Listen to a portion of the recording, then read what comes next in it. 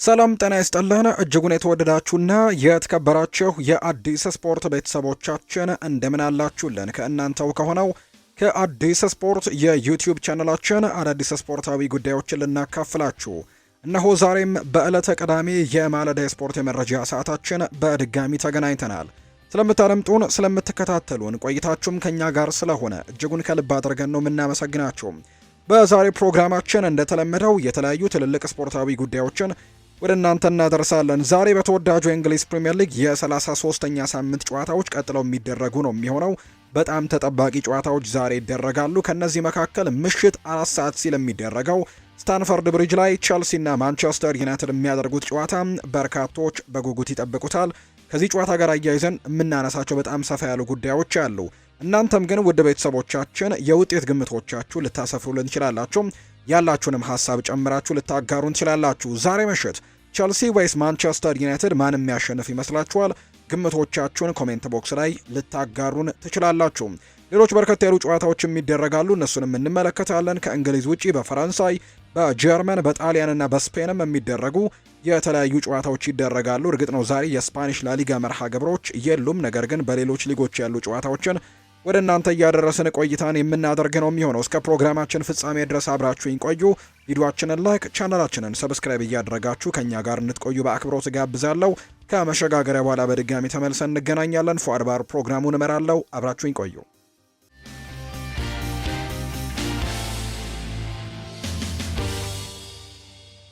ተመልሰን መጣን። ውድ ቤተሰቦቻችን በቀጥታ ወደ ዛሬ ፕሮግራማችን እናምራ።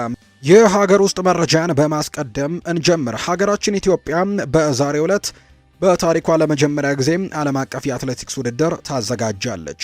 በኢትዮጵያ በሚካሄደው የአንድ ቀን ውድድር ወይም ዋን ዴይ ሚቲንግ ኮንቲኔንታል ቱርም አስመልክቶ በትላንትናው ዕለትም መግለጫ ተሰጥቷል። በመግለጫው የተገኙት የኢትዮጵያ አትሌቲክስ ፌዴሬሽን ፕሬዝዳንት ስለሺ ስህን ውድድሩ ለኢትዮጵያውያን ትልቅ ድል ነው ሲሉ ይናገራሉ። ውድድሩ ጅማሮ እንጂ የመጨረሻ አይሆንም ያሉት ስለሺ ስህን በቀጣይ ትልቅ ደረጃ ያለው የአትሌቲክስ ውድድር ለማዘጋጀትም እየሰሩ መሆኑን የጠቆሙት የዓለም አትሌቲክስ የውድድር ኃላፊ ፒርስ አኮንጋ ደግሞ በበኩላቸው ለመጀመሪያ ጊዜ በምታዘጋጁት ዓለም አቀፍ ውድድር ያሳያችሁት ጥረት አስደናቂ ነው ሲሉ ለኢትዮጵያውያን ምስጋናቸውን አቅርበዋል። አያይዘውም ኢትዮጵያ በቀጣይ ትልቅ ውድድር እንድታዘጋጀም እድል እንደሚሰጣትና ለማዘጋጀት በምታስባቸው ውድድሮችም የዓለም አትሌቲክስ እገዛ እንደሚያደርግላት ነው የተናገሩት። የባህል ስፖርት ሚኒስቴር የስፖርት ዘርፍ ሚኒስትር ዴኤታ መኪዩ ሙሐመድ በበኩላቸው ኢትዮጵያ ይህንን ውድድር ማዘጋጀቷ ትልቅ ጥቅም እንዳለው ነው የተናገሩት። ኬንያዊው የአፍሪካ የ100 ሜትር ፈጣን ሯጭ ፈርዲናንድ አማኒያላ በሰጠው ቃልም አፍሪካ አጭር ርቀት ላይ በደንብ ከሰራች ለውጥ ማምጣት ትችላለች ብሏል። አየሩን እንደወደደው የገለጸው አማኒያላ ለስፖርት ቤተሰቡ ጋርም ሰዓት ለማሻሻል እሮጣለሁ ሲልም ጭምር ነው የተናገረው። ይህ ትልቅ ውድድር ዛሬ በኢትዮጵያ የሚደረግ ነው የሚሆነው። ዛሬ ምሽት የሚደረገው ተጠባቂው ጨዋታ በቼልሲና በማንቸስተር ዩናይትድ መካከል የሚደረገው ነው። በተወዳጁ የእንግሊዝ ፕሪምየር ሊግ 33ኛ ሳምንት እንግዲህ የተወዳጁ የእንግሊዝ ፕሪምየር ሊግ አሁን ላይ 1-1 እያለ አሁን ወደ መጠናቀቁ እየተቃረበ ይገኛል። ዛሬ 33ኛ ሳምንት ይጀመራሉ ወይም ደግሞ ይደረጋሉ። እንግዲህ 5 ሳምንታት ይቀሩታል ማለት ነው። ከዚህ በኋላ በሚደረጉ ጨዋታዎች ላይ ዛሬ የሚጠበቁ ጨዋታዎች ይኖራሉ። እነሱን ጨዋታዎች በቅደም ተከተል እናንሳ።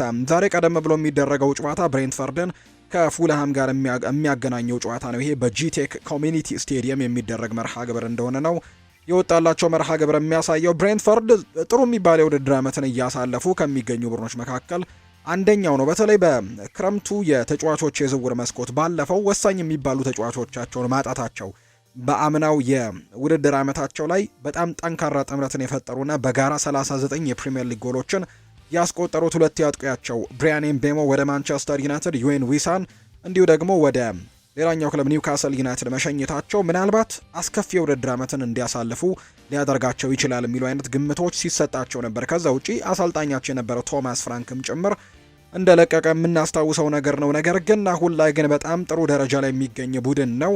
የኪት ዋይንስ ቡድን አሁን ላይ 7ኛ ደረጃ ላይ ተቀምጧል። ምናልባት ዛሬ ደግሞ ቀደም ብሎ ጨዋታውን እንደማድረጉና ድል የሚያደርግ ከሆነ ነጥቡን 50 ማድረስ ይችላል። ይህም ከቼልሲ በላይ 6ኛ ደረጃነቱን እንዲረከብ የሚያደርገው አይነት ውጤትም ሊሆን እንደሚችል ነው በርካቶች የሚገምቱት። እርግጥ ነው ያለፉትን 4 ጨዋታዎች ማሸነፍ አልቻለም፣ አልተሸነፈም። ያለፉትን 4 ተከታታይ ጨዋታዎች በአቻ ውጤት ነው ያጠናቀቀው። በተለይ ዘንድሮ ደግሞ ለብሬንትፈርድ ውጤት ማማር ትልቁን አስተዋጽኦ እያደረገ የሚገኘው አጥቂያቸው ኢጎር ቲያጎ እንደሆነ ይታወቃል።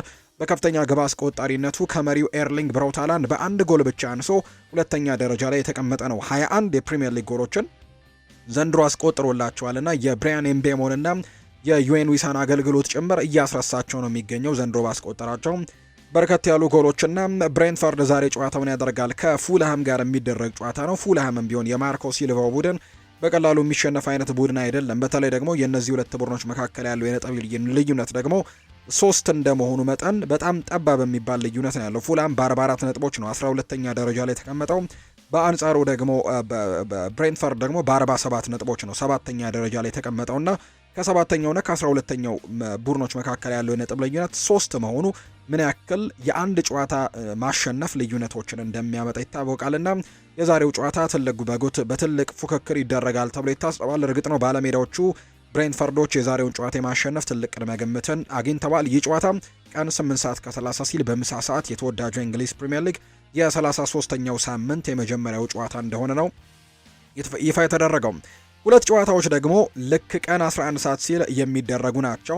አንደኛው ጨዋታ በሳምንቱ መጨረሻ ማንቸስተር ዩናይትድን በማሸነፍ በተወሰነም ደረጃ ቢሆን ከወራጅ ቀጠናው ስጋት መላቀቅ የቻለው የዳንኤል ፈርከው ቡድን ሊድስ ዩናይትድ ዛሬ በሜዳው ኤላንድ ሮድ በፕሪሚየር ሊጉ መጨረሻ ደረጃ ላይ የተቀመጠውን ወልቨርሃምፕተን ወንደረርስን የሚያስተናግድበት ጨዋታ ዛሬ ይጠበቃል። በተለይ ሊድስ ማንቸስተር ዩናይትድን ማሸነፉን ተከትሎ ከወራጅ ቀጠናው በ6 ነጥቦች እንዲርቅ አድርጎታል። ከቶተንሃም 18ኛ ደረጃ ላይ ከተቀመጠው ቶተንሃም በ6 ነጥቦች ርቆ 15ኛ ደረጃ ላይ የተቀመጠውና በመጠኑም ቢሆን አሁን የዳንኤል ፈርከ ቡድን እፎይታዎችን ያገኘበትን አጋጣሚ ጭምር ነው የተመለከትነውና የዛሬው ተጋጣሚያቸው ደግሞ በፕሪሚየር ሊጉ የመጨረሻው ደረጃ ላይ የተቀመጠ ቡድንና በማቴማቲካል ካልኩሌሽን ካልሆነ በስተቀር አብዛኞቹ ሰዎች ወይም አብዛኞቹ ግምቶች ወልቨርሃምፕተን ወንደረርስ ከፕሪሚየር ሊጉ የተሰናበተ ቡድን ነው ብለው ግምት የሚሰጡትን ቡድን ነው ዛሬ ሊድስ ዩናይትድ የሚገጥመው። ነገር ግን የሮብ ኤድዋርድስ ቡድን ባለፉት ጨዋታዎች ላይ ግን ጥሩ የሚባል ፐርፎርማንሶችን የሚያሳይ አይነት ቡድን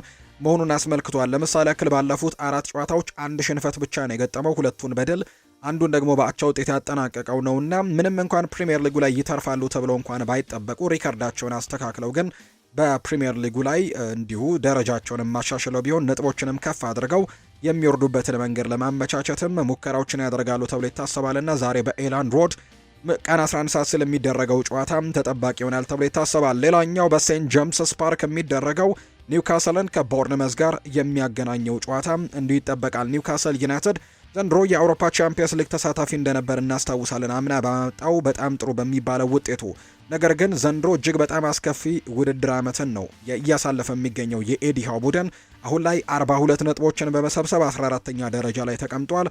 የአውሮፓ ውድድሮችን እንኳን የቻምፒየንስ ሊግ ይቅርና በዩሮፓ ሊግና በኮንፈረንስ ሊግ እንኳን በሚቀጥለው የውድድር ዓመት ለመካፈል እጅግ በጣም አስቸጋሪ ደረጃ ላይ እንዳለ ነው እየተገለጸ የሚገኘው ኒውካስል ዩናይትድ እና የዛሬው ተጋጣሚያቸው ቦርንመዝ ደግሞ ጥሩ የሚባል ወቅታዊ አቋም የሚገኝበት ቡድን እንደሆነ ይታወቃል።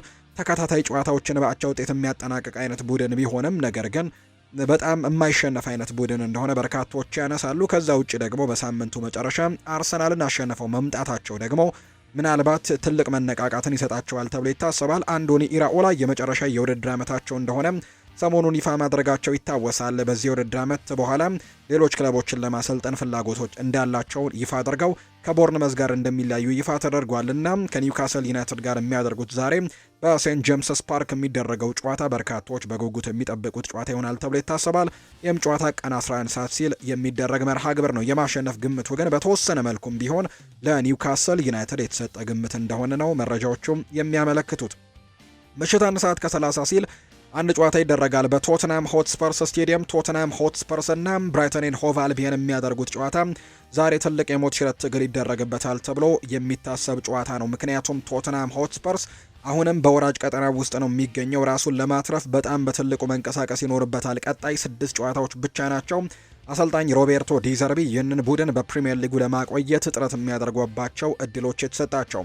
አንዳንድ የመረጃ ምንጮች እንደሚያሳዩት ከሆነ አሰልጣኝ ሮቤርቶ ዲዘርቢ ወደ ቶትንሃም ከመጡ በኋላ ኢጎር ቱዶርን ተክተው በቡድን ውስጥ የተለየ መነቃቃት እንዳለም ይፋ ተደርጓል። እርግጥ ነው በመጀመሪያው ጨዋታቸው በሰንደርላንድ በስታዲየም ኦፍ ላይት ጨዋታን አድርገው 1-0 በሆነ ውጤት መሸነፋቸው ይታወሳል። ነገር ግን በቡድን ውስጥ ግን የተወሰኑ መነቃቃቶች እንዳሉ የሚያሳዩ መረጃዎች እየወጡ ይገኛሉ። የአሰልጣኝ ሮቤርቶ ዲዘርቢ የስልጠና መንገድም ለተጫዋቾች የተመቸ እንደሆነና ተጫዋቾችም ጭምር በጣም ጥሩ ወይም ደግሞ ፖዚቲቭ የሚባል ምላሽንም ከአሰልጣኝ ሮቤርቶ ዲዘርቢ መምጣት በኋላ እየሰጡ እንደሚገኝ ነው ይፋ እየተደረገ የሚገኘው። ውጤቱን ለማሻሻል ደግሞ የዛሬው ጨዋታ በጣም ወሳኝ ይሆናል ተብሎ ይታሰባል። በሜዳቸው ነው ጨዋታቸውን የሚያደርጉት። አሰልጣኝ ሮቤርቶ ዲዘርቢ ሌላኛው ለየት የሚያደርገው ነገር ደግሞ ዛሬ ጨዋታቸውን የሚያደርጉት ከቀድሞ ክለባቸው ጋር ነው። ከዚህ በፊት በፕሪሚየር ሊግ አሰልጥነው እንደነበር እናስታውሳለን። ወደ ኦሎምፒክ ደ ማርሴይ ከማምራታቸው በፊት ያን ያሰለጠኑት ቡድን ደግሞ ብራይተን ኤንድ ሆቭ አልቢየን ነበር። ዛሬ ያንን ቡድን ነው የቀድሞ ቡድናቸው ነው ዛሬ በሜዳቸው በቶተንሃም ሆትስፐርስ ስቴዲየም ጨዋታቸውን የሚያደርጉትና በጣም ተጠባቂ ጨዋታ ይሆናል ተብሎ ይታሰባል። በፕሪሚየር ሊጉ የደረጃ ሰንጠረዥ 30 ነጥቦችን በመሰብሰብ 18ኛ ደረጃ ላይ ተቀምጧል። የዛሬውን ጨዋታ ማሸነፍ እርግጥ ነው ሌሎቹ ቡድኖች ጨዋታቸውን እስኪያደርጉ መጠበቅ ይኖርባቸዋል። ነገር ግን የዛሬውን ጨዋታ ካሸነፉ ደረጃቸውን እስከ 16ኛ ደረጃ ድረስ ማምጣት የሚችሉበት እድል አላቸው። ምክንያቱም 16ኛ ደረጃ ላይ የተቀመጠው ኖቲንግሃም ፎረስት ያለው ነጥብ 33 ነው። ዛሬ ቶተናም ማሸነፍ የሚችል ከሆነ ነጥቡን 33 ያደርሳልና በጎል ክፍያ ደግሞ ቶተናም የተሻለ የግብ ክፍያ ስላለው ደረጃውን ከፍ ማድረግ ወደ 16ኛ መምጣት የሚችልበት እድልም ይኖረዋል ተብሎ ይታሰባልና የዛሬው ጨዋታ እጅግ በጣም ወሳኝ ይሆናል ተብሎ ይታሰባል። በቶተንሃም ሆትስፐርስ ስቴዲየም የሚደረገው ጨዋታ በቶተንሃም ሆትስፐርስ በኩል በጉዳት ምክንያት ቤን ዴቪስ፣ ሞሐመድ ኩዱስ፣ ዲያን ኮሊሴቭስኪ፣ ጄምስ ማዲሰን፣ ዊልሰን ኦዳበርት፣ ክሪስቲያን ሮሜሮ እንዲሁ ደግሞ ጉሌርሞ ቪካሪዮ በዛሬው ጨዋታ በጉዳት ምክንያት የማይኖሩ የቡድኑ ተጫዋቾች እንደሆኑ ይፋ እየተደረገ ይገኛል። በአንጻሩ ግን አንዳንድ ተጫዋቾች ከጉዳት ተመልሶላቸዋልና ሮድሪጎ ቤንታንኩር ጭምር ከጉዳት የተመለሱላቸው ተጫዋቾች ይሆናሉ ተብሎ ይታሰባል። በዛሬው ጨዋታ ላይ በግምታዊ አስተላለፍነት ኪንስኪ በግብ ጠባቂነት ይኖራል ተብሎ ይታሰባል። ከዛ ውጭ ግን ደስቲን ኡዶጊ እንዲሁ ሚኪ ቫንዳቬን፣ ኬቨን ዳንሶና ፔድሮ ፖሮ በተከላካይ ስፍራ ላይ ይኖራሉ ተብሎ ነው የሚታሰበው። ኮነር ጋላገርን ከአርቺ ግሬ ጋር አጣምረው ማታያስ ቴል፣ ዣቪ ሲሞንስ፣ ራንደል ኮሎሞአኒ እና ዶሚኒክ ሶላንኪ በዛሬው ጨዋታ ላይ በቋሚ አስተላለፍ ውስጥ ይካተታሉ ተብለው የሚጠበቁ ተጫዋቾች ናቸው። የሮቤርቶ ዲዘርቢ ቡድን ዛሬ በጣም ተጠባቂ የሚባለውን ጨዋታ ምሽት 1 ሰዓት ከ30 ሲል እንደሚያደርግ ነው የወጣለት መርሃ ግብር እንዲሁ የሚያሳየው። የዛሬው ተጋጣሚያቸው ብራይተን ኤንድ ሆቭ አልቢዮን ደግሞ የፋቢያን ሁርዝሌር ቡድን ባለፉት ሳምንታት በጣም ጥሩ የሚባሉ ውጤቶችን እያመጣ የሚገኝ ቡድን ነው። እሱም የአውሮፓ ውድድሮች ላይ ለመሳተፍ በጣም ትልቅ እድል አለው። ምክንያቱም 46 ነጥብ ነው ያለውና ጨዋታውን ማሸነፍ የሚችል ከሆነ እሱም ቅድም እንደ ብሬንትፈርድ እንደጠቀስኩት ሁሉ ነጥቡን 49 ማድረስ ይችላልና ቼልሲ ጨዋታውን እስኪያደርግና ምናልባት ቼልሲ ነጥብ ካገኘም በሚለው ነው። ነገር ግን ነጥቡን የማያገኝ ከሆነ ግን ብራይተን ደግሞ ዛሬ ጨዋታውን ማሸነፍ የሚችል ከሆነ ነጥቡን 49 አድርሶ ከቼልሲ በላይ መቀመጥ የሚችልበት እድሉ ስላለው የዛሬው ጨዋታ የሞት ሽረት ትግል ይሆናል ተብሎ ይታሰባል። በቶተንሃም ሆትስፐርስ እና በብራይተን መካከል በሚደረገው ጨዋታ ሌላኛው የዛሬው መጨረሻው መርሃ ግብር በተወዳጁ የእንግሊዝ ፕሪምየር ሊግ የሚደረገው ስታንፈርድ ብሪጅ ላይ ልክ ምሽት 4 ሰዓት ሲል የሚደረገው የቼልሲና የማንቸስተር ዩናይትድ ጨዋታ እንደሆነ ይታወቃል። በመጀመሪያው ዙር ጨዋታ የእነዚህ ሁለት ቡድኖች መርሃ ግብርን የምታስታውሱት ነው። በተለይ የሮበርት ሳንቼዝ በጣም እርሊ በቀይ ካርድ የወጣበት መርሃ ግብር እንደነበር እናስታውሳለን። በቀይ ካርድ የወጣበትና የአሰልጣኝ ኤንዞ ማሬስካን ፍልስፍናዎች ሁሉ እንዳይከተሉ ያደረገበት በጣም እርሊ የነበረ ቀይ ካርድን የተመለከቱበት መርሃ ግብር እንደነበር እናስታውሳለን። ማንቸስተር ዩናይትድ ምንም እንኳን የመጀመሪያው 45 የጨዋታ ክፍለ ጊዜ ሊጠናቀቅ ሲል ካርሎስ ካሴሜሮ ሌላ ቀይ ካርድ ተመልክተው ባላንስ ቢሆኑም ነገር ግን ማንቸስተር ዩናይትዶች በመጀመሪያው 45 በብሩኖ እና በካሴሜሮ አማካኝነት ባስቆጠሯቸው ጎሎች ጨዋታውን 2-1 አሸንፈው ነበር። ትሬቨር ቻሎባህ ነበር 80ኛው ደቂቃ ላይ ለቼልሲ ጎል ያስቆጠረውና ያ ጨዋታ በርካቶች የሚያስታውሱት እንደነበር እናስታውሳለን። ዛሬ ደግሞ በሴንት ጄምስስ ፓርክ የመልሱ ጨዋታ ወይም ደግሞ ሁለተኛው ዙር ጨዋታቸውን የሚያደርጉ ነው የሚሆነው። እነዚህ ሁለት ቡድኖች ዛሬ የሚያደርጉት ጨዋታ በጣም በትልቅ ጉጉት እንዲጠበቁ ካደረጉ ምክንያቶች መካከል አንደኛው የአውሮፓ ቻምፒየንስ ሊግ ተሳትፎን ይዞ ለማጠናቀቅ የሚደረገው ትንቅንቅ ነው። ማንቸስተር ዩናይትድ 55 ነጥቦችን ሰብስቦ ሶስተኛ ደረጃ ላይ ተቀምጧል። በተለይ በሳምንቱ መጨረሻ ደግሞ በሊድስ ዩናይትድ ባለፈው ሳምንት መሸነፉ ለማንቸስተር ዩናይትድ በጣም አስከፊ የነበረ እንደሆነ እናስታውሳለን። ምክንያቱም በኦልድ ትራፎርድ ነው ጨዋታው የተደረገው። በዛ ላይ ደግሞ ከሊድስ ዩናይትድ ጋርና በወራጅ ቀጠናው አካባቢ ከሚገኝ ቡድን ጋር የተደረገ ጨዋታ ነው። ከዛ ውጪ በአውሮፓ ቻምፒየንስ ሊግ እና በሶስተኛ ደረጃነቱ ላይ በደንብ አጠናክሮ ለመቀጠል ወሳኝ የሆነ መርሃ ግብር እንደነበር የምናስታውሰው ነውና ያንን ጨዋታ መሸነፋቸው ምናልባት አሁን በቶፕ 5 ፉክክር ውስጥ ወይም በአውሮፓ ቻምፒየንስ ሊግ ተሳትፎ ፉክክር ውስጥ ትልቅ ነጥብ ሊሆን እንደሚችል በርካቶች ያምናሉና የዛሬው ጨዋታ ማንቸስተር ዩናይትድ የግድ ጨዋታውን ማሸነፍ አለበት ብለው በርካቶች ሀሳቦቻቸውን እየሰጡ ነው። ምክንያቱም የዛሬውን ጨዋታ ማንቸስተር ዩናይትድ የሚሸነፍ ከሆነ በደረጃ ሰንጠረዡ ላይ በጣም ትልልቅ ለውጦች ሊፈጠሩ ይችላሉ። ለምሳሌ ያክል አስተን ቪላ ነጥብ ካገኘ ማንቸስተር ዩናይትድን መብለጥ ይችላል። ዛሬ ማንቸስተር ዩናይትድ የሚሸነፍ ከሆነና አስተን ቪላ አቻ እንኳን ቢወጣ ነጥቡን 56 አድርሶ ከዩናይትድ በላይ መቀመጥ የሚችልበትን እድል ያገኛል። በአንጻሩ ሊቨርፑል ደግሞ ከሁለት ጎሎች በላይ ማሸነፍ የሚችል ከሆነ ደግሞ እንዲሁ ከማንቸስተር ዩናይትድ በላይ ነጥቡን ከፍ በጎል ስለሚበልጥ 52 ነጥቦች ነው ዛሬ ሊቨርፑል ያለው ጨዋታውን ከማድረጉ በፊት ነገ ነው ጨዋታውን የሚያደርገው። ከዛ ውጭ ዩናይትድ 55 ነው ያለውና ሊቨርፑል የሚያሸንፍ ከሆነ ነጥቡን 55 ያደርሳል። ማንቸስተር ዩናይትድ የሚሸነፍ ከሆነ በጎል ክፍያ ደግሞ ምናልባት ሊቨርፑል ሁለትና ከዛ በላይ ጎሎችን አስቆጥሮ ማሸነፍ የሚችል ከሆነ ዩናይትድ ወደ 5ኛ ደረጃ ሊወርድ የሚችልበት እድሉ ስላለው የዛሬው ጨዋታ በጣም ወሳኝ ይሆናል ተብሎ ይጠበቃል። ከቸልሲ ጋር ደግሞ ጨዋታውን አድርጎ ማሸነፍ ደግሞ ከቀጥታ ቶፕ 5 ፉክክር ጋር ተፎካካሪ ከሆነው ቸልሲ ጋር የሚደረግ ጨዋታ እንደመሆኑ በደንብ ነጥቡን ለማራቅና በአውሮፓ ቻምፒየንስ ሊግ ተሳትፎን በደንብ ለማረጋገጥ የዛሬው ጨዋታ ለማንቸስተር ዩናይትድም ለቸልሲም በጣም ጠቃሚ ይሆናል ተብሎ ይታሰባል። ቸልሲ በተለይ ያለፉትን 3 ተከታታይ የፕሪሚየር ሊግ ጨዋታዎች በሽንፈት ነው የደመደመው።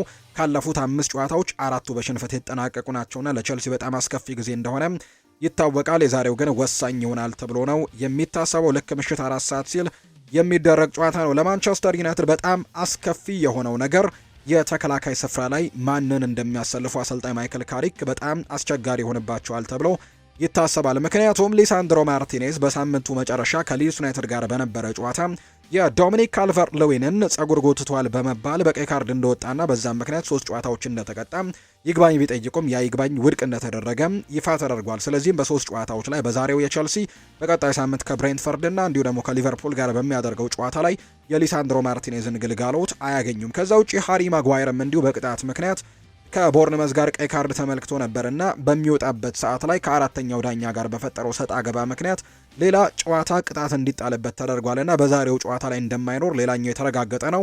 ማታያስ ደሊት በጀርባ ጉዳት ምክንያት እስካሁን ማንቸስተር ዩናይትድን ማገልገል ያልቻለ ተጫዋች ነውና ከዛ ውጪ ሌላኛው በእንቅርት ላይ ጆሮ ደግፍ የሆነው ጉዳይ በማንቸስተር ዩናይትድ በኩል ትላንትና ሌኒ ዮሮ ጉዳት እንደገጠመውና ወደ ቸልሲ ወይም ወደ ስታንፈርድ ብሪጅ ካመራው ወደ ምዕራብ ለንደን ካመራው የማንቸስተር ዩናይትድ ስብስብ መካከልም እንዲሁ እንዳልተካተተ የሚያሳዩ መረጃዎች ናቸው እየወጡ የሚገኙት። በዚህ መሰረትም ማንቸስተር ዩናይትድ በዛሬው ጨዋታ ላይ ወደ ስታንፈርድ ብሪጅ ወይም ወደ ምዕራብ ለንደን ካመሩት የተከላካይ ስፍራ ተጫዋቾች መካከል ሉክ ሾው፣ ዲየጎ ዳሎ፣ አይደን ሄቨን፣ ኑሱር ማዝራዊ እና ታይለር ማላሺያ ብቻ ናቸው። እነዚህ ብቻ በተከላካይ ስፍራ ላይ እንደተካተቱ ነው መረጃዎች እየወጡ የሚገኙትና ለማንቸስተር ዩናይትድ በጣም አስከፊ ይሆናል ተብሎ ይታሰባል። በተከላካይ ስፍራ ላይ አሰልጣኝ ማይክል ካሪክ የትኛውን ተጫዋች እንደሚጠቀሙ እንግዲህ ያስቡበታል ተብሎ ይታሰባል። ወደ ምዕራብ ለንደን የተጓዘው የማንቸስተር ዩናይትድ ስብስብ በግብ ጠባቂነት ሴኔ ላሜንስ፣ አልታይ ባይንደር፣ ቶም ሂተን እና ዳርሞት ሚ በዚህ ስብስብ ውስጥ ተካተዋል። በተከላካይ ስፍራ ላይ እንዳልኳችሁ ሉክ ሾው፣ ዲየጎ ዳሎ፣ አይደን ሄቨን፣ ኑሱር ማዝራቢ እና ታይለር ማላሺ ያሉ። በአማካይ ስፍራ ላይ ብሩኖ ፈርናንዴስ፣ ታይለር ፍሌቸር፣ ሜሰን ማውንት፣ ኮቢ ማይኖ፣ ማኑኤል ኡጋርቴ እና ካርሎስ ካሴሜሮ። በአጥቂ ስፍራ ላይ ቤንጃሚን ሼስኮ፣ ማቲያስ ኩኛ፣ አማድ ዲያሎ፣ ጆሹዋ ዘርክዚ፣ ብሪያን ኤምቤሞ እና ሺያሊያሲ በዚህ ስብስብ ውስጥ የተካተቱ ናቸው። ስለዚህ በተከላካይ ስፍራ ላይ የትኛውን ጥምረት እንደሚጠቀሙ በርካቶች በጉጉት ይጠብቁታል። በቸልሲ በኩል በጉዳት ምክንያት ላቪ ኮልዊል፣ ጄሚ ባይኖ ጊቲያንስ፣ ሪስ ጄምስ እንዲሁ ደግሞ ግብ ጠባቂው ፊሊፕ ዮርገንሰን በዛሬው ጨዋታ ላይ አይኖሩም። እነዚህ ተጫዋቾች ለረጅም ጊዜም በጉዳት ምክንያት የነበሩ ተጫዋቾች እንደነበሩ ይታወሳል። የትሬቨር ቻሎባ በዛሬው ጨዋታ የመኖርና ያለመኖር ጉዳይ የተረጋገጠ አይደለም። ማይክል ኦሊቨር ይህንን ጨዋታ በመሃል ዳኝነት ይመሩታል ተብሏል። ያለፉትን 3 የእርስ በርስ ግንኙነቶቻቸውን ከተመለከትን የዩናይትድ እና የቸልሲን ሁለቱም ተመጣጣኝ አይነት ድሎችን ያገኙት ማንቸስተር ዩናይትድ የመጀመሪያውን ዙር 2-1 ማሸነፉ ይታወሳል። ካለፉት 3 ጨዋታዎች መካከል በአምናው የፕሪሚየር ሊግ መርሃ ግብሮች ደግሞ ቸልሲ አንዱን ጨዋታ በስታንፈርድ ብሪጅ ያደረጉትን ጨዋታ 1-0 አሸንፈው ነበር። በኦልድ ትራፎርድ የተደረገው ጨዋታ ደግሞ በ1-1 አቻ ውጤት የተጠናቀቀ ነበርና ካለፉት 3 ጨዋታዎች ዩናይትድ 1 አሸንፈዋል፣ ቸልሲ 1 አሸንፈዋል። አንዱን ደግሞ በአቻ ውጤት ያጠናቀቁበት ነው። 40341 ደጋፊዎችን በሚይዘው ስታንፈርድ ብሪጅ የዛሬው ጨዋታ በትልቅ በጉጉት የሚጠበቅ መርሃ ግብር እንደሆነ ነው መረጃዎች የሚያሳዩት። እናንተም ውድ ቤተሰቦቻችን ከዚህ ጨዋታ ጋር አያይዛችሁ የውጤት ግምቶቻችሁን ልታካፍሉን ትችላላችሁ። በኋላ ላይ ከማንቸስተር ዩናይትድና ከቸልሲ ጋር የተያዙ መረጃዎችን ስናነሳ ደግሞ አሰልጣኝ ማይክል ካሪክም እንዲሁ አሰልጣኝ ሊያም ሮስኒየርም ከዛሬው ጨዋታ ጋር አያይዘው የሰጧቸውን ሀሳቦች በኋላ ላይ ሰፋ አድርገን የምናነሳ ነው የሚሆነው። ሌሎች ሊጎች ላይ የሚደረጉ ጨዋታዎችን በወፍ በረር እንቃኝላችሁ። በፍሬንች ሊግ 1 ዛሬ 3 ያክል መርሃ ግብሮች ብቻ ናቸው የሚደረጉት። ሎሪዮ ከኦሎምፒክ ደ ማርሴይ፣ አንጀርስ ከሊ ሃርቬ፣ ሊል ደግሞ ከኒስ ጋር የሚያደርጓቸው ጨዋታዎች ዛሬ በፍሬንች ሊግ 1 የሚደረጉ መርሃ ግብሮች ናቸው። በጀርመን ቡንደስሊጋ ባየር ሌቨርኩዘን ከኦግስበርግ፣ ሆፋይኒየም ከቦሩሲያ ዶርትመንድ፣ ኡኒየን በርሊን ከቮልስበርግ፣ ቨርደር ብሬመን ከሃምበርግ እና አይንትራክ ፍራንክፈርት ከአረቢ ለብዚሽ የሚያደርጓቸው ጨዋታዎች ዛሬ የሚደረጉ ናቸው። በጣሊያን ሴሪኤ ኡዲኒዜ ከፓርማ፣ ናፖሊ በሜዳው ዲያጎ አርማንዶ ማራዶና ስቴዲየም ከላትሲዮ ጋር ጨዋታውን ያደርጋል። የጃምፔሮ ጋስፔሬኒ ሮማ ደግሞ በሜዳው እና በደጋፊ ፊት በኢስታዲዮ ኦሎምፒኮ ከአታላንታ ጋር ጨዋታቸውን ያደርጋሉ። የናፖሊ ጨዋታ ምሽት 1 ሰዓት፣ የሮማ ጨዋታ ደግሞ ምሽት 3 ሰዓት ከ45 ሲል የሚደረጉ መርሃ ግብሮች እንደሆኑ ነው የወጣላቸው መርሃ ግብር የሚያሳዩት። በአውሮፓ ታላላቅ ሊጎች ዛሬ የሚደረጉ በጣም ተጠባቂ የሚባሉ ጨዋታዎች እነዚህ እንደሆኑ ነው የወጣላቸው መርሃ ግብር የሚያሳየው። ውድ ቤተሰቦቻችን አሁን ደግሞ ክለቦችን የተመለከቱ ስፖርታዊ ጉዳዮችን ወደ እናንተ እናደርስ። የአርሰናል ጉዳዮችን እንንገራችሁ። አቻ ለመውጣት ለሰከንድም አላስብም ብለዋል አሰልጣኝ ሚኬል አርቴታ። ነገ ምሽት በጣም ወሳኝ የሚባል ጨዋታ እንዳለባቸው ይታወቃል። ከማንቸስተር ሲቲ ጋር የሚደረግ ጨዋታ ነው ይሄ ጨዋታ። በተለይ ለዋንጫውም ፍልሚያ ደግሞ ትልቅ ፖይንት ይሆናል ተብሎ ይታሰባል። ይሄኛው ጨዋታ በተለይ አርሰናል የሚያሸንፍ ከሆነ ምናልባት የተወዳጁ የእንግሊዝ ፕሪምየር ሊግን የማሸነፍ እድሉን በትልቁ የሚያሰፋበት፣ እንዲሁ ማንቸስተር ሲቲ ደግሞ ጨዋታውን ማሸነፍ የሚችል ከሆነ ወደ ፉክክሩ በደንብ መመለስ የሚችልበት ጨዋታ እንደሆነ በርካቶች ግምቶቻቸውን እያስቀመጡ ይገኛሉና ከዚህ ጨዋታ በፊት ሁለቱም አሰልጣኞች አሰልጣኝ ፔፕ ጓርዲዮላ፣ አሰልጣኝ ሚኬል አርቴታም ከጨዋታው ጋር አያይዘው የተለያዩ ጉዳዮችን ያነሱት። የአርሰናሉን አሰልጣኝ ሚኬል አርቴታም የሰጠውን ሀሳብ እንመልከት። አቻ ስለመውጣት ለሰከንድ እንኳን አላስብም ሲል ነው የተናገረው አሰልጣኝ ሚኬል አርቴታ። የአርሰናሉ አሰልጣኝ ሚኬል አርቴታ ቡድናቸው በነገው ጨዋታ ለማሸነፍ ብቻ ወደ ሜዳ እንደሚገባ ነው ይፋ ያደረጉት። ጨዋታውን ለማሸነፍ ቡድኑ ሜዳው ላይ ያለውን ሁሉ መስጠት እንዳለበት ጭምር ነው ሚኬል አርቴታ ጨምሮ የሚናገረው። ጠንካራ ተጋጣሚ ነው ከፊታችን ያለው፣ ምን ማድረግ እንዳለብንም ጠንቅቀን እናውቃለን ሲልም ጭምር ይናገራል አሰልጣኝ ሚኬል አርቴታ። አቻ ስለመውጣት ያስቡ እንደሆነ ጥያቄ የቀረበላቸው አርቴታ ስለዚህ ለማሰብ ሰከንድ እንኳን ማባከን አልፈልግም፣ የምዘጋጀው እያንዳንዱን ጨዋታ ለማሸነፍ እንጂ አቻ ስለመውጣት አስቤ የምሳተፈው ውድድር የለም ሲልም ጭምር ነው የተናገረው። ሌላኛው ስለ ጉዳት ላይ ያሉት ተጫዋቾችን በተመለከተም የሰጠው ሀሳብ ነው። ሚኬል አርቴታ ስለ ኦዴጋርድ፣ ቲምበር እና ካላፊዮሪም ጥያቄ ቀርቦለት ነበር። እንደገና እንሞክራለን፣ አንዳንድ ተጫዋቾች ለመመለስ ተቃርበዋል፣ ሁሉንም ነገር ለማሳካትም እንሞክራለን ሲል ነው አርቴታ የተናገረው። ምንም ቢፈጠር መፍትሄ ይኖረናል፣ በዚህ የውድድር ዘመን ያንን ደግሞ ተላምደናል፣ ምንም ነገር ቢፈጠር ትክክለኛውን መፍትሄ እናገኛለን ሲልም የተናገረው። ዛሬ ሌላ ልምምድ እናደርጋለን፣ ከጨዋታው በኋላ ብዙ መጥፎ አይመስለኝም፣ እሱ ዝግጁ ሊሆን እንደሚችል ተስፋ አደርጋለሁ ነው ኒማንዱዌኬን በተመለከተ የሰጠው ሀሳብ ነው። ሚኬል አርቴታ ሌላኛው የተናገረው ነገር በእሳት ላይ እና የስፖርቲንግ ሊዝበኑን ጨዋታ በተመለከተም ሲናገር አስደናቂ ምሽት ነበር፣ እናም ትልቅ ማበረታቻ ሰጥቶናል። የእነዚያ ምሽቶች አካል መሆን ደግሞ ትልቅ ጉዳይ ነው።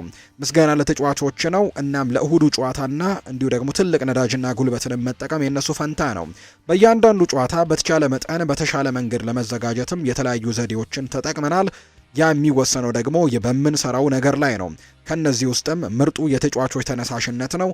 ይህም ከምንም በላይ ደግሞ የምወደው ነገር ነው ሲል አሰልጣኝ ሚኬል አርቴታ ተናግሯል። ስለ ቡድኑ አስተሳሰብም ተጠይቆ ምላሹን ሰጥቷል። የጨዋታው ትልቅ ክፍል ነው። ሁሉም ነገር በጨዋታው ውስጥ ሚና ይጫወታል። በብዙ ገጽታዎችም መሻሻልና እሁድ ደግሞ አለን የምንለውን ነገር በሙሉ ማሳየት ይጠበቅብናል ሲል ነው አርቴታ የተናገረው። በምናደርገው ነገር ሁሉ ደረጃችንን ከፍ የሚያደርግልን ነገር፣ የተሻለ የሚያደርግልን ነገር ለማድረግ እንሞክራለን። ያንን ለማሳካት የበለጠ ፍላጎት እንዲኖረንም ማሳየት ይኖርብናል። ነገር ግን አሉታዊ በሆነ መልኩ መሆን የለበትም ሲልም ነው የተናገረው። ስለ ዴክላን ራይስም ጥያቄ ቀርቦለት ነበረ። በተለይ ከካፕቴንነት አርም ባንዱ ጋር በተያዘም ጥያቄ ቀርቦለታል አሰልጣኝ ሚኬል አርቴታ በቡድን ውስጥ ስላለው ሚናም ሲናገር በእኛ ላይ ያደረገው ተጽዕኖ የምንወዳደርበት መንገድና የእሁዱ አቋማችን እዚህ ሁሉ ነገሮች ለቡድኑ ምን እንደሰጠ በግልጽ የሚያሳዩ ናቸው። ስለዚህም ከአርም ባንዱ ጋር በተያዘ የሚገባው አይነት ተጫዋች ነው ሲልም ነው ሀሳቡን የሰጠው። ስለ ዋንጫ ፉክክሩ ጋርዲዮላ የሰጠው አስቴት አለና ከዚህ አስቴት ጋር በተያዘ ሀሳቡን ተጠይቆ ነበር አሰልጣኝ ሚኬል አርቴታ። በተለይ ፔፕ ጓርዲዮላ ሁሉም ነገር የነገው ጨዋታ ይወስነዋል ወይም ደግሞ ነገ የምንሸነፍ ከሆነ በአርሰናል እንግዲህ ሁሉ ነገር ያበቃለታል የሚል አይነት ሀሳብን ፔፕ ጓርዲዮላ ሰጥቶ ነበርና በእንደዚህ አይነት አስቴቶች በተመለከተ አርቴታ ጥያቄ ቀርቦለት ነበር ከጋርዲዮላ አስቴት ጋር በተያዘ። አሁንም 6 ጨዋታዎች ይቀራሉ። ይህ ደግሞ ጨዋታው ለሁለቱም ወገኖች እጅግ በጣም አስፈላጊ ነው። እናም የኃይል ሚዛን በትንሹ ይነካል ሲልም ነው የተናገረው። ሊጉን ማሸነፍ ለሁሉም ሰው እጅግ በጣም ከባድ ነው። ከዚህ ጨዋታ በኋላ ሌሎች አስቸጋሪ ጨዋታዎች ይገጥማቸዋል። እናም ውጤቱ ምንም ይሁን ምን መጠበቅና ጉዞውን መቀጠል ይኖርብናል ሲልም ጭምር ነው አሰልጣኝ ሚኬል አርቴታ የተናገረው። በማክስ ዶመን ላይም ጥያቄ ቀርቦለት ነበር። እሱንም አንስቷል። እሱ ለሲቲው ጨዋታ ዝግጁ እንደሚሆን እርግጠኛ ነኝ ብሏል። በማንኛውም ሁኔታ ውስጥ ልታስቀምጡት ትችላላችሁ። ይህ ልጅ እና ምን እንደሚያደርግም የምታውቁት አይነት ልጅ ነው። በዚህ የውድድር ዘመን በእያንዳንዱ ጨዋታ ላይ ይህንኑ ነገር በደንብ እንዳሳየም የምታስታውሱት ነው ሲልም ነው አርቴታ የተናገረው። ከፍተኛ ጫና የሚሰማው ማን ነው? እኔ አላውቅም። ፔፕ ጓርዲዮላ ወይስ ማንቸስተር ሲቲ ምን እንደሚሰማቸው እኔ አላውቅም። እንደዚህ አይነት ትልቅ ግጥሚያ መጫወት ግን ትልቅ ኩራት ነው። የቡድኑን ጫናን የመቆጣጠር ችሎታንም በተመለከተ ሲናገር በምንሰራው ነገር ሁሉ ምርጥ መሆንና የተሻለ እንድንሆን የሚያደርገን ነው። ያንን ለማሳካት የበለጠ ረሃብና ፍላጎት እንዲኖረንም እፈልጋለሁ፣ ነገር ግን በአሉታዊ መልኩ አይደለም ሲልም ነው የተናገረው። አርቴታ ይቀጥልና ጨዋታው እስኪጀመር መጠበቅ አንችልም፣ እናም ለድል እንዘጋጃለን። ለኛ ትልቅ እድልም ደግሞ አድርገን እንመለከተዋለን እና ምን ማድረግ እንዳለብንም ጠንቅቀን እናውቃለን ሲል ነው አርቴታም የተናገረው። ቡካዮ ሳካ ከሲቲው ጨዋታ ውጪ እንደሆነም ተረጋግጧል። የአርሰናሉ የፊት መስመር ተሰላፊ የሆነው ቡካዮ ሳካ ከነጋው የማንቸስተር ሲቲ ጨዋታ ውጪ መሆኑን አሰልጣኝ ሚኬል አርቴታ አረጋግጠውታል። ቡካዮ ሳካ በጉዳት ምክንያትም ከካራባው ካፕ ፍጻሜ ጨዋታ ወዲህ ለቡድኑ ግልጋሎት መስጠት አልቻለም። በሌላ በኩል በስፖርቲንግ ሊዝበን ጨዋታ ተቀይሮ የወጣው ኖኒ ማንዱዌኬ በጨዋታው የመድረሱ ነገር አጠራጣሪ እንደሆነ ነው ይፋ የተደረገው። ኖኒ ማንዱዌኬ ዝግጁ እንደሚሆን ተስፋ ይደረጋል። ነገር ግን ሌላ ልምምድ ላይ እሱን መመልከት እንዳለባቸው ነው አሰልጣኙ የተናገሩት ሚኬል አርቴታ። ማንዱዌኬ በጨዋታው ዝግጁ የማይሆን ከሆነ ግን አሰልጣኝ ሚኬል አርቴታ በወሳኙ ጨዋታ ላይ የ16 ዓመቱን ማክስ ዶመንን በቀኝ የፊት መስመር ቦታ ላይ እንደሚጠቀሙት የሚያሳዩ መረጃዎች ናቸው እየወጡ የሚገኙት። ከዛ ውጭ ግን የቀድሞ ተጫዋቾችም አንዳንዶቹ ለምሳሌ ያክል ሮይ ፓርለር ይህ ተጫዋች በቋሚነት ቢሰለፍ እንደሚመርጥ ነው የተናገረው። ከአሁን ላይ የ16 ዓመቱ ተጫዋች በዛ ቦታ ላይ ተሰልፎ ጥሩ ነገሮችን ሊያሳይ እንደሚችል ግምቱን እንደሰጠም የሚታወስ ነውና በተለይ ሳካ እንደሌለ ተረጋግጧል። የኖኒ ማንዱዌኬ ጉዳት ደግሞ በዛሬው የልምምድ ሴሽን ላይ ታይቶ ሁሉ ነገር እንደሚወሰን፣ ያማይሳካ ከሆነ ግን በነገው ጨዋታ ላይ የ16 ዓመቱ ታዳጊ በቋሚነት ሊሰለፍ የሚችልበት እድሉ እንዳለ ነው መረጃው ይፋ የተደረገው። የቼልሲን ጉዳዮች ደግሞ እናንሳ። ከቼልሲ ጋር ብዙ ዋንጫን ማሸነፍ እፈልጋለሁ ብሏል ሞይስ ካይሴዶ ነው ይህንን ሀሳብ የሰጠው።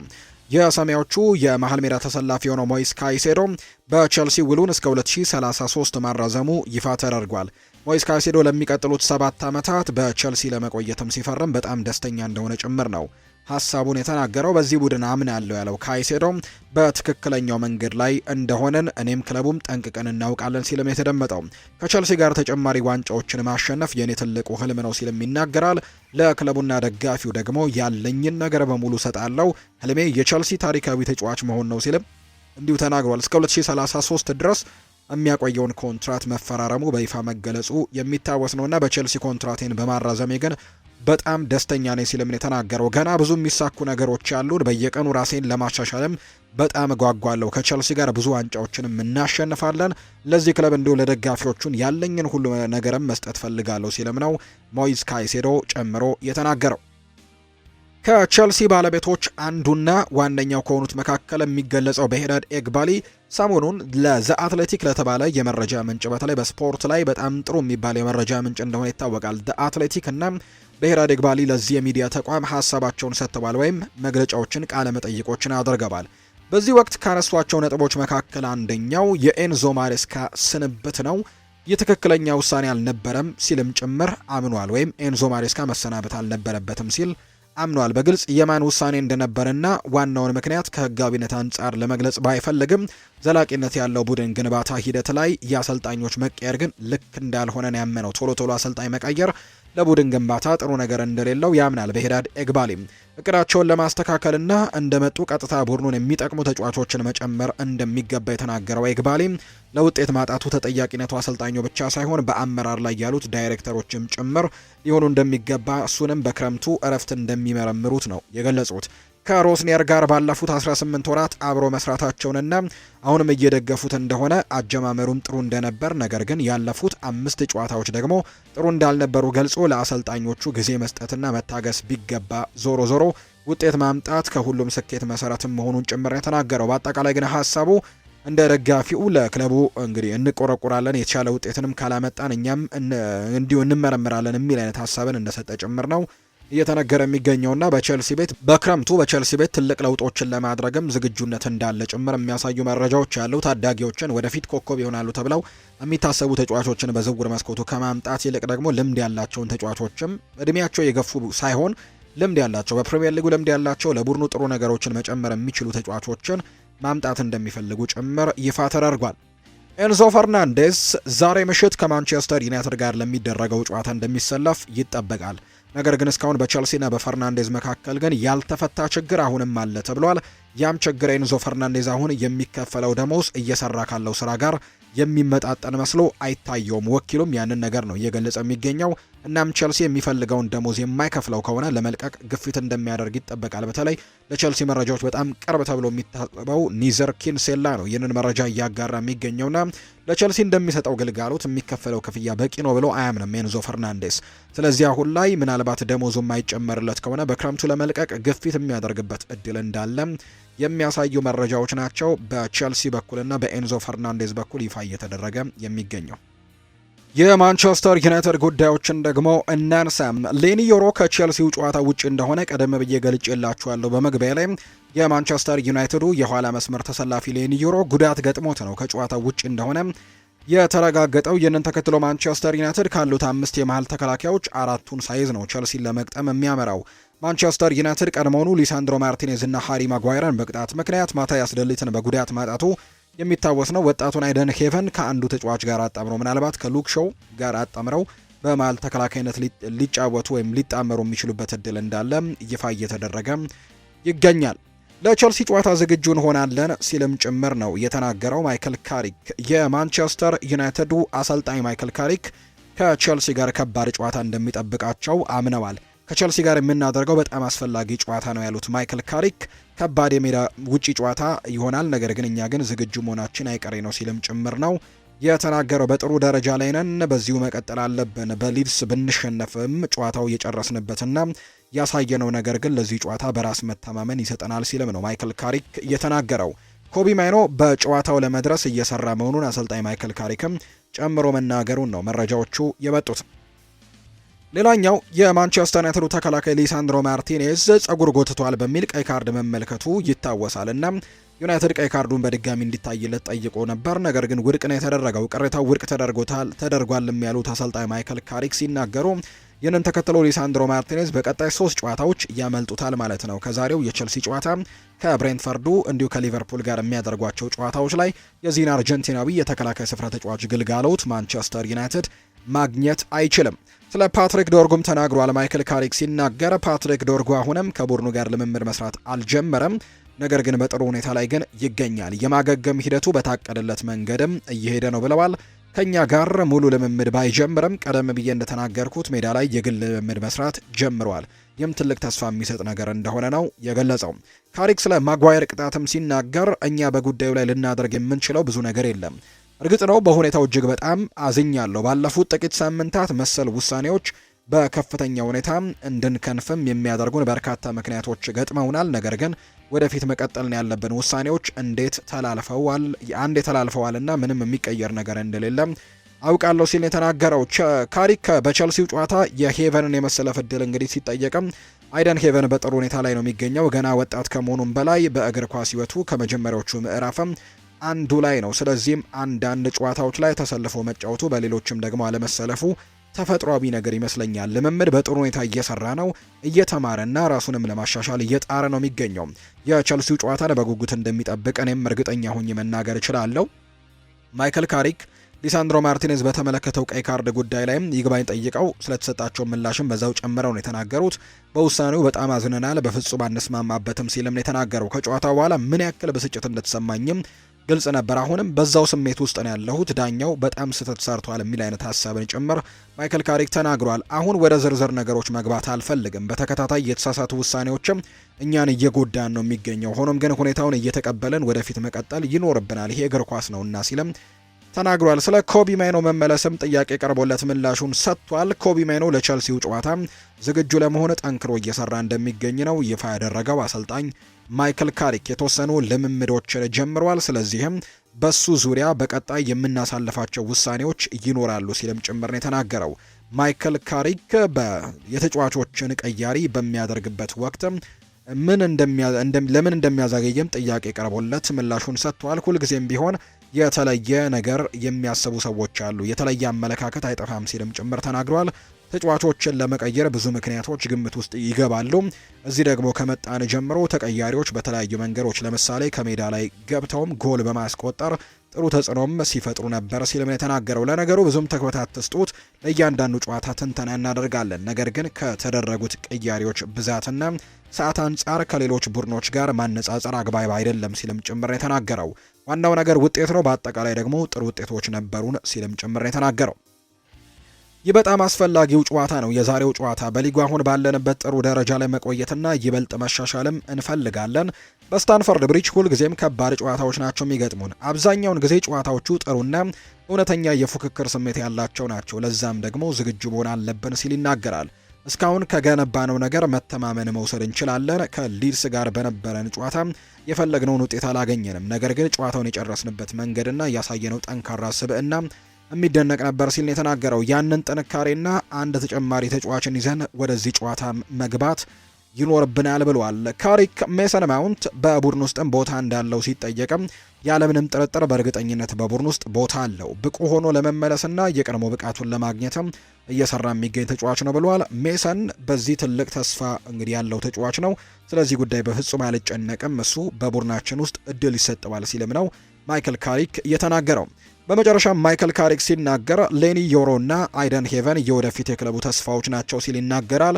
የወደፊቱን ከመተንበይ አንጻር ጥንቃቄ ማድረግ አለብን። ሁለቱም የእኛ ተጫዋቾች በመሆናቸው በጣም ደስተኞች ነን። ባሉበት የዕድሜ ክልል እንዲህ ላለ ትልቅ ክለብን በፕሪሚየር ሊግ መጫወት ቀላል ነገር አይደለም። እነሱ የሚጫወቱት የተከላካይ ስፍራ በተለይም በትልቅ ቡድን ውስጥም ሁልጊዜም አስቸጋሪ ነው ሲልም ይናገራል። በአሁኑ ወቅት ግን በጣም ጥሩ ደረጃ ላይ ይገኛሉ።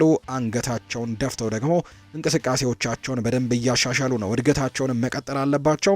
እኛም ያንን እንዲያደርጉ እድሉን እንሰጣቸዋለን።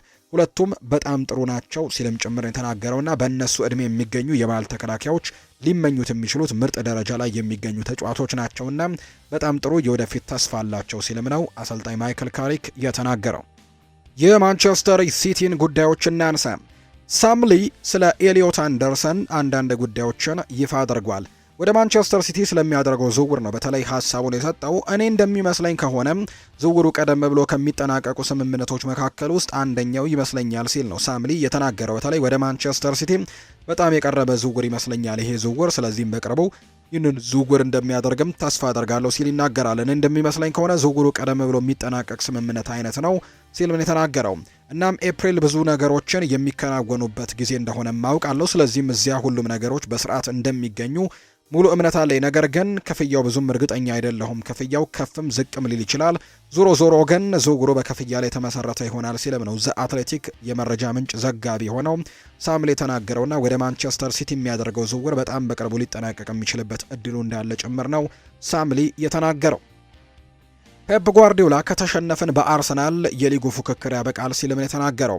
በዚህ ዓመት ሊጉን ማሸነፍ የሲቲ ትልቁ ስኬት አይሆንም ሲልም ፔፕ ጓርዲዮላ ጨምሮ ተናግሯል። የማንቸስተር ሲቲው አሰልጣኝ ፔፕ በዚህ ዓመት ሊጉን ማሳካት ትልቁ ስኬታቸው እንደማይሆን ነው የገለጸው። በዚህ ዓመት በማንቸስተር ሲቲ ሊጉን ማሳካት በክለቡም የእኔም ትልቁ ስኬት አይሆንም፣ ምክንያቱም ታላቁን ቀድሞውኑ አሳክቻለሁ ሲሉ ነው ፔፕ ጓርዲዮላ የተናገሩ። ስለ ዋንጫ ፉክክር ያነሱት ጓርዲዮላ በአርሰናል ከተሸነፈን ፕሪሚየር ሊጉ የነሱ ነው በማለት ይናገራሉ። አክለውም የአርሰናል ጨዋታን ማየት ያስደስተኛል ሲሉ ነው የተናገሩት። ኒኮ ኦራይሊ ለአርሰናል ጨዋታ ዝግጁ መሆኑን አሰልጣኝ ፔፕ ጓርዲዮላ አያይዞ ነው ያረጋገጠው። ኒኮ ኦራይሊ ጉዳት አላስተናገደም። ምቾት ስላልተሰማው ብዙ ጥንቃቄዎችን ብቻ እንዲያደርግ ነው ወይም ለጥንቃቄ ሲባል ብቻ ነው ተቀይሮ እንደወጣ የተነገረው። ስለዚህም በትናንትናው ዕለት መደበኛ ልምምዱን ሰርቷል። ስለዚህም ለእሁዱ ጨዋታ በጣም ወሳኝ ጨዋታ ላይ 100% ዝግጁ እንደሆነ ነው ይፋ የተደረገው። ፔፕ ጓርዲዮላ እንደተናገሩት ጓርዲዮላ ይቀጥልና በዚህ የውድድር ዘመን ከማንቸስተር ሲቲ ጋር የፕሪሚየር ሊግ ዋንጫን ማሸነፍ በክለብ ውስጥ ያሳካውን ትልቁ ስኬት እንዳልሆነ ይናገራል። ትልቁ ነገር ተከናውኗል። ለብዙ አዳዲስ ተጫዋቾች በዚህ ቦታ መሆን፣ ማሸነፍ፣ ለመማር፣ ለወደፊቱ ለሁሉም ነገርም ጥሩ ማድረግ ነው ወሳኙ ነገር ሲልም የተናገረው። ከማንቸስተር ሲቲና ከአርሰናል ጋር ጨዋታው ጋር አያይዞ ሲናገርም በግልጽ ይህ ጨዋታ የፍጻሜ ጨዋታ ነው፣ ብንሸነፍ ጨዋታው ያልቃል። ነገር ግን አርሰናል ከቦርንመዝ ጋር እንዳላሸነፈ እያወቅን አሁንም የምንጫወተው ጨዋታ አለን ሲልም ነው የተናገረው። 6 ጨዋታዎች ብዙ ናቸው፣ ያሉን ጨዋታዎች ከባድ ናቸው፣ በጣም አስፈሪ ነገር ነው ላለው ኤቨርተን ከሜዳ ውጪ፣ ቦርንመዝ ከሜዳ ውጪ፣ አስተን ቪላ የመጨረሻውን የሜዳው ጨዋታም፣ በርንሌይ፣ ክሪስታል ፓላስ እንዲሁ ብሬንትፈርድም በጣም ጠንከር ያሉ ጨዋታዎች ናቸው። ክሪስታል ፓላስ ምን እያደረገ እንዳለ ተመልከቱ። አስተን ቪላና ክሪስታል ፓላስ በአውሮፓ ውድድር እየተጫወቱ ነው። አሁንም ብዙ የሚያደርጉት ነገር እንዳለ ይታወቃልና በጣም ጠንከር ያለ ፉክክር ከዚህ በኋላ የሚጠብቀናል ሲል ነው የማንቸስተር ሲቲ አሰልጣኝ ፔፕ ጓርዲዮላ የተናገረው። ከተቀናቃኛችን አርሰናል ለማሸነፍ ፍጹም መሆን አለብን፣ ከፍተኛ ደረጃ ላይ መድረስ አለብን፣ ተጫዋቾች፣ ደጋፊዎች ለእሁዱ ጨዋታ ዝግጁ መሆን አለባቸው ሲልም ነው የተናገረው። ፔፕ ጓርዲዮላ ይቀጥልና አርሰናልን መመልከት እንደሚወድ ይናገራል። እነሱን ማየት ያስደስታል፣ ብዙ እማራለሁ፣ ሰዎች የሚፈልጉትን ማሸነፍ ነው ሲልም የተናገረው። እናም በእውነት ፕሪሚየር ሊጉን ሳያሸንፉ 22 ዓመታት በዚህ ረገድ በጫና መጫወት ከባድ ነው። ልዩ የሚያደርጋቸው ነገር አላቸው፣ ከነሱ መጫወትም ከባድ ይሆናል ሲልም ነው የተናገረው። ፔፕ ጓርዲዮላ ይቀጥልና ላሚን ያማልን ማሰልጠን በጣም እፈልጋለሁ፣ ነገር ግን ያ ግን የሚሆን አይመስለኝም ሲል ነው ፔፕ ጓርዲዮላ የተናገረው። ነገር ግን ላሚን ያማልን ማሰልጠን እንደሚፈልግ ነው ፔፕ ጓርዲዮላ የተናገረው። አንቷን ሴሜኒዮ ይናገራል ስለ ሲቲና ስለ አርሰናል ጨዋታ ሲናገር፣ ዝግጁ እንሆናለን፣ ለዝግጁ እንደሆነም ይሰማኛል፣ ትልቅ ጨዋታም እንደሆነ አውቃለሁ ብለዋል። ምናልባት የዋንጫ መወሰኛ ጨዋታ ይሆናል፣ እኔ አላውቅም።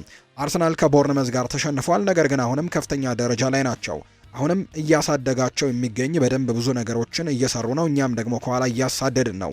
ከፊት ናቸው፣ ስለዚህም ለነሱ አክብሮት ልንሰጣቸው ይገባል ሲልም ነው ሀሳቡን የተናገረው። ቦርንመዝ ከአርሰናል ጋር ከመጫወታቸው በፊት በነበረው ምሽትም ከአንዳንድ ሰዎች ጋር ተነጋግሬ ነበር። እሺ ውለታ ዋሉልኝ ብያቸዋለሁ የቦርንመዝ ተጫዋቾችን ሲልም ጭምር ነው የተናገረው አንቷን ሴሜኒዮ። የሪያል ማድሪድ መረጃን እናንሳ። ቀጣዩ የሪያል ማድሪድ አሰልጣኝ ማን ይሆናል በሚለው ዙሪያ አሁንም ግልጽ የሆነ ንግግር እንደሌለ ነው መረጃዎች የወጡት። ነገር ግን ማውሪዚዮ ፖቼቲኖ እንደ ጠንካራ እጩ ይቆጠራሉ ተብሏል። ማውሪዚዮ ፖቼቲኖ ጠንካራ እጩ ነው። ፔሬዝም ሁሌ ክፍት እንደሆነ ይነገራል። ከፍ ያለ ግምትም ይሰጠዋል ለማውሪዚዮ ፖቼቲኖ። በሚቀጥለው የውድድር ዓመትም ቡድኑን ሊያሰለጥኑ ከሚችሉ እጩዎች መካከል እንዲሁ ዲዲዬ ዴሾም ይገኝበታል። ከዛ ውጭ ግን ማውሪዚዮ ፖቼቲኖ በእጩ ውስጥ እንደሚገኝ ነው የዘ አትሌቲኩ ዘጋቢ ማሪዮ ኮርቴግና መረጃውን እያጋራ እንደሚገኝ የተገለጸው። ከዛ ውጭ ግን ዦዜ ሞሪኒዮም ወደ ሪያል ማድሪድ የመመለስ ፍላጎት እንዳለው ነው ፋብሪዚዮ ሮማኖ መረጃውን ይፋ ያደረገው። ዦዜ ሞሪኒዮ በአሁኑ ወቅት በፖርቱጋሉ ክለብ ቤኔፊካን ነው እያሰለጠኑ የሚገኙት። ሞሪኒዮ እድሉን ካገኘ ግን ወደ ቀድሞ ክለቡ ሪያል ማድሪድ ለመመለስ ዝግጁ እንደሆነ ይፋ ተደርጓል። ሪያል ማድሪድ ካሁኑ አሰልጣኝ አልቫሮ አርቤሎዋ ጋር ያለው ቆይታ ገና ያልወሰነ ነው። ክለቡ ለቀጣዩ የውድድር ዓመት አዳዲስ አሰልጣኞችን እያጤነ እንደሚገኝ ተነግሯል። ሆኖም ግን ከማውሪዚዮ ፖቼቲኖ በተጨማሪ ግን እንደ የርገን ክሎፕ ከሞሪኒዮ በተጨማሪ ግን እንደ የርገን ክሎፕ፣ ማውሪዚዮ ፖቼቲኖ ያሉ ታዋቂ አሰልጣኞችም በክለቡ እጩ ዝርዝር ውስጥ ይገኛሉ። ነገር ግን እስካሁን ድረስ በክለቡና በማውሪዚዮ ፖቼቲኖ መካከል እንዲሁ በሞሪኒዮ መካከልም እንዲሁ በየርገን ክሎፕ መካከልም ምንም አይነት ይፋዊ ንግግር እንዳልተጀመረ ነው ታማኝ የሚባለው የመረጃ ምንጭ ፋብሪዚዮ ሮማኖ መረጃውን እያጋራ እንደሚገኝ የተገለጸው። ፋብሪዚዮ ሮማኖ ሌላኛው ያነሳው ጉዳይ ስለ ዳኒ ካርቫሃል የተናገረው ነገር ነው። የወደፊት እጣ ፈንታውና የሉካ ሞድሪች ተጽዕኖ አለመኖሩ ላይ አንድ ምልከታን እንደሰጠ ይፋ ተደርጓል። በሪያል ማድሪድ ውስጥ ያሉ አንዳንድ ሰዎች በቡድን ውስጥ ያለው አመራር በጣም ትልቅ ጠቀሜታ እንዳለው ያምናሉ።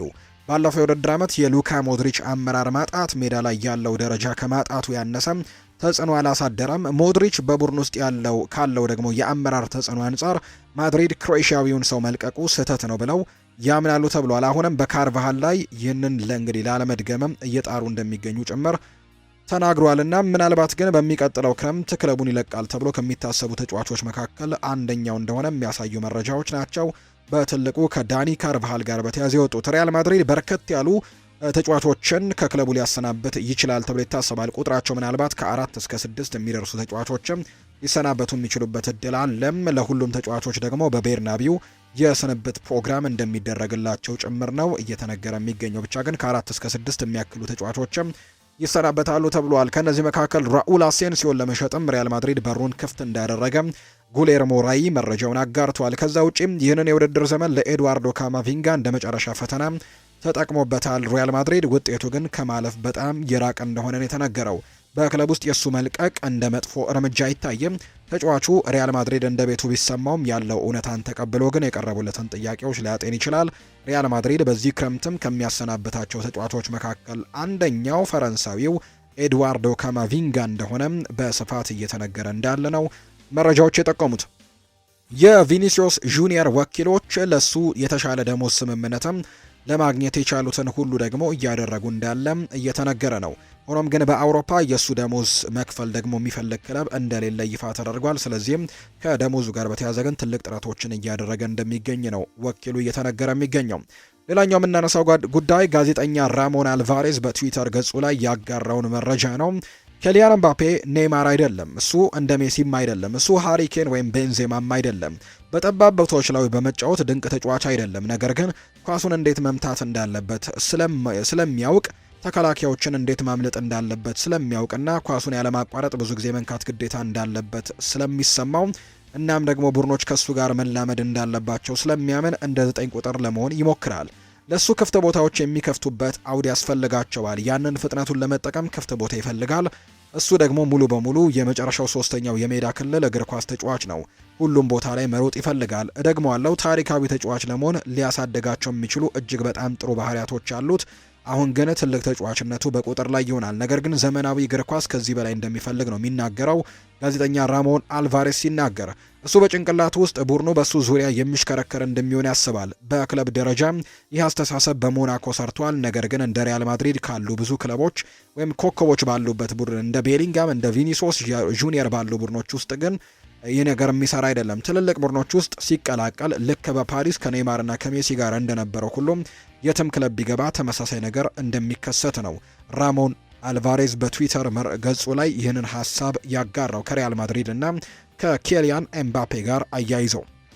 የባርሴሎናን ጉዳይ ደግሞ እንመልከት። ባርሴሎና ሁሊያን አልቫሬዝን ማስፈረም ካልቻለ ሌላ የመጠባበቂያ እቅድ ፕላን እንዳለው ነው የተነገረው።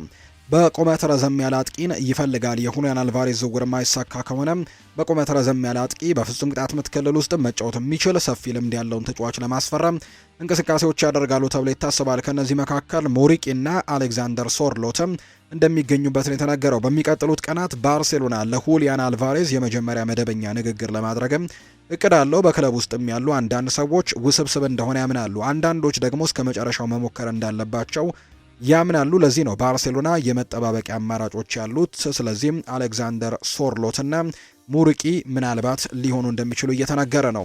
ከዚህ ጋር በተያያዘም ባርሴሎና አሌክዛንደር ሶርሎትን ለማስፈረም ፍላጎት አላቸውና ማስቀደመው የመጀመሪያ ንግግሮችንም እያደረጉ እንዳለ ጭምር ነው የተነገረው።